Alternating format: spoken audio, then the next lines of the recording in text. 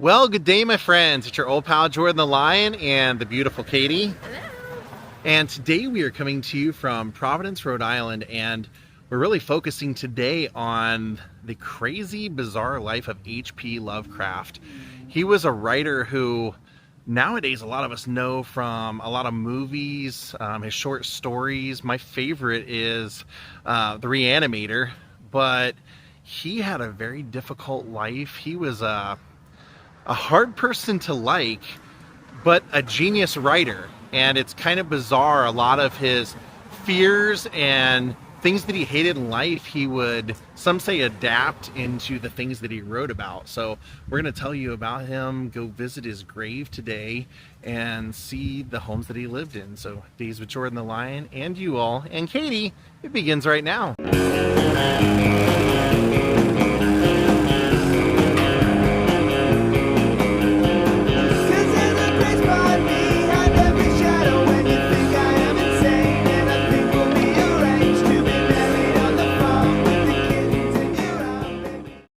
Some very beautiful parts of Providence, and he actually came from a very aristocratic family. His grandfather, Van Buren Phillips, was kind of a big deal. They were actually said to be one of the original families of this area, but there was also a rumor that they had some inbreeding on that side of the family. It was actually his grandfather Whipple who used to a lot of times just make up scary stories to entertain people. That was kind of what made HP fall in love with that. And he ended up living with Whipple. Him and his mother ended up living with Whipple because his father actually had an undiagnosed case of syphilis at the time and basically went crazy and ended up at the age of 3 for HP. His name was Howard Phillips Lovecraft, but he would eventually, when he was 3 years old, his father ended up going into an insane asylum and was there for 5 years, and he never saw him again. So right here at what used to be 454 Angel Street, this was approximately where the home was that he was born in. Howard Phillips Lovecraft, father of weird fiction and son of Providence, born near this spot, August 20th, 1890. Now, he's a great writer, but a pretty crappy human being. And I hate to say that, but he really kind of was. I mean, he disliked people, most people. He was racist. He was anti-Semitic, and then ended up marrying a woman who was Jewish. But this is actually where the home would have been located. And it was apparently demolished in 1961. When he was born, as we said, his family was kind of rich, so he lived with his grandfather. And he was a sickly boy, so he didn't end up attending school most of the time, but he had tons of books here, so he read a lot. But then his grandfather ended up passing away, and he and his mother, within days of him passing away, found out that there was bad bookkeeping and that they actually had to move out of here. And they moved into an apartment building. And by all accounts, from that day on, his mother and he both became even more despicable, even more angry. And his mother would constantly make fun of him and criticize him and beg him not to ever move out. So it was a kind of a chaotic relationship. But he actually wrote about his birth here. There was, in one of his letters, he said, "I was born on the 20th of August in 1890 at 454 Angel Street in the city of Providence. This was the home of my mother's family, my parents' actual residence at the time being in Dorchester, Massachusetts. In the mid-70s, my grandfather transferred all his interests to Providence, where his offices had always been, and erected one of the handsomest residences in the city. To me, the handsomest, my own beloved birthplace. This spacious house, raised on a high green terrace, looks down upon the grounds where are almost a park with winding walks, arbors, trees, and a delightful fountain." They apparently lived here until 1839. That's when Whipple ended up passing away. So they do have right here an image of the home. So it was actually the time that they moved to this apartment where they were living together that he started writing. And it's weird how he got into it. He apparently hated this romance author at the time that wrote for the Argosy. And every time this guy would write something, he would write a poem making fun and criticizing the guy and mail it. So he wrote hundreds and hundreds of letters trolling this guy, and apparently an independent, like an amateur organization, found out about it and got him writing jobs. And so he started writing, he was writing all these science fiction things in his home, and he started getting those published. Now, that's why I say he was, even though the writing, if you don't know, it's really good and it's interesting, a lot of people believe that, you know, his hatred of black people and being anti-Semitic, he would put those fears and those hatreds into the characters and the kind of the aliens and the dark forces that he was writing about in there. So he really didn't like to be around any other people, and he only had like two friends his whole life mainly, and it was the guy who wrote Psycho and the guy who wrote Conan the Barbarian. And apparently when the guy who wrote Conan the Barbarian took his own life, H.P. Lovecraft fell into a really deep depression. And it was actually when they were living in the apartments also, when he had started writing and everything at the age of 17, his mom went completely crazy and he had to commit her to the same asylum that his father was in.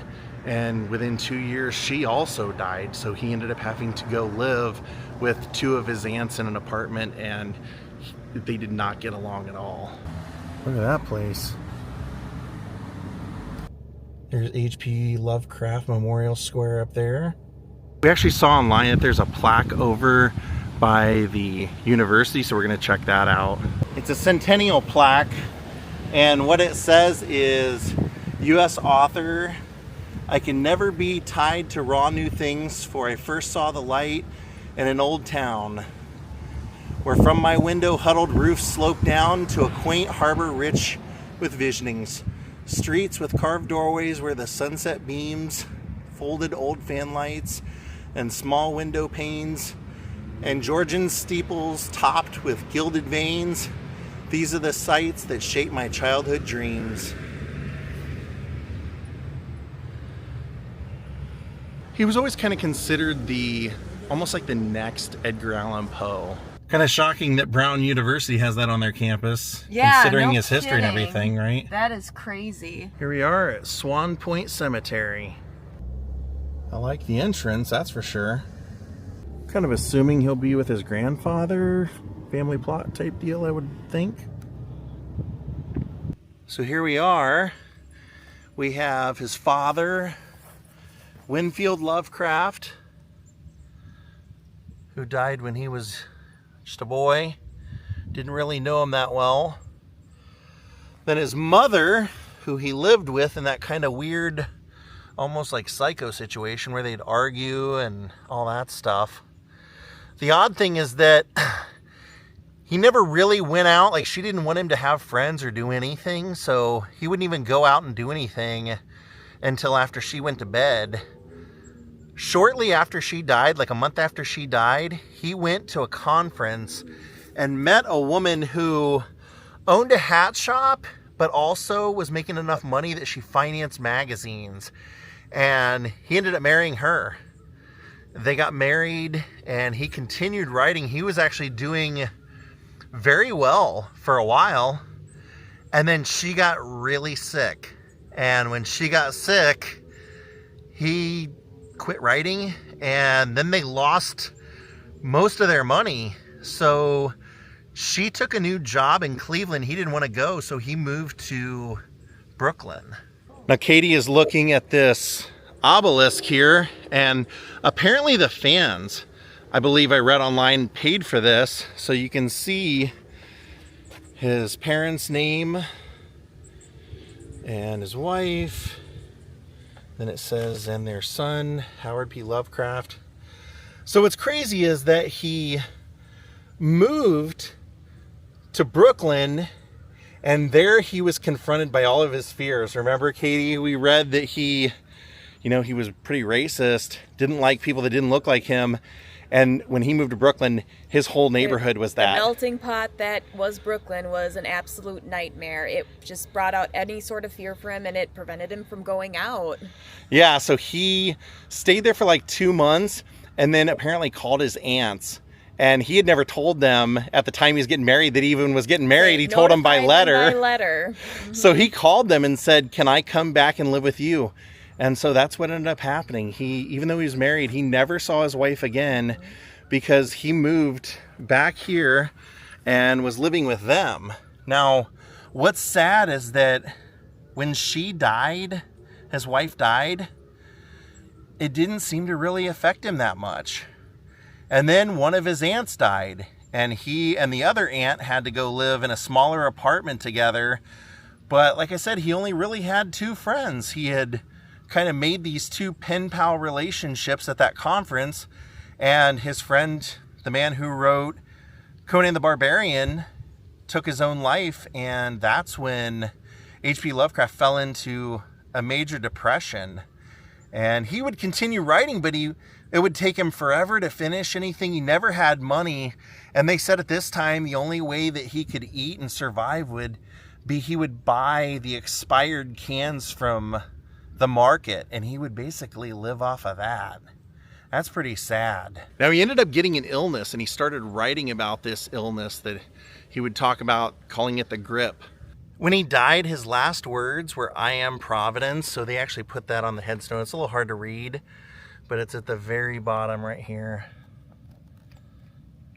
Katie was walking around looking as we were talking, and sure enough, Whipple is on here. Whipple Phillips, and the Phillips down here. So all the family is represented on all sides. The crazy thing is that he wrote a lot of stuff that was published, but when he was alive, nobody knew who he was. Really didn't have much of a readership, and it wasn't until after he died that his friend August Derleth ended up releasing everything over time, and it became popular when like the horror genres of film came back. Oh, good eye, Katie.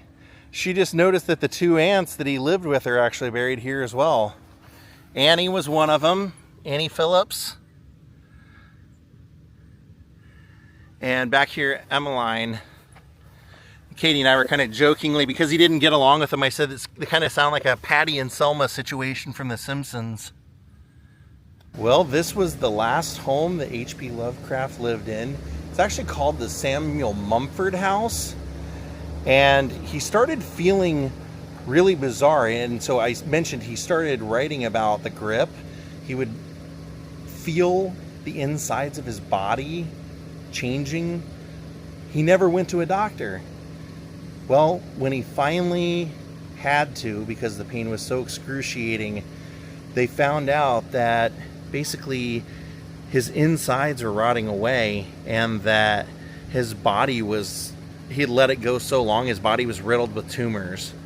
And so he never was able to come back here. He ended up dying in the hospital, living a very painful death.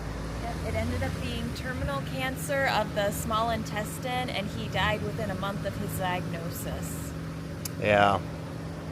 He left behind a lot of really great writing, and I'm kind of surprised with his views and what people know about him, that he hasn't been canceled. I'm glad he's not, because I don't think you should cancel anybody for their art. But yeah, I am shocked that there's so many plaques around town and everything kind of memorializing him. But his writing's amazing. I can't take anything away. If you like Army of Darkness and that kind of stuff, the Necronomicon was something he invented. Reanimator is one of my all-time favorites. Thank you for mentioning that one. That's a movie where a doctor is trying to bring dead bodies back to life with a serum that he's invented. So if you like science fiction, his stuff is really amazing. Thank you all for watching. We're going to call it a day from Providence, Rhode Island. Have a great night and goodbye.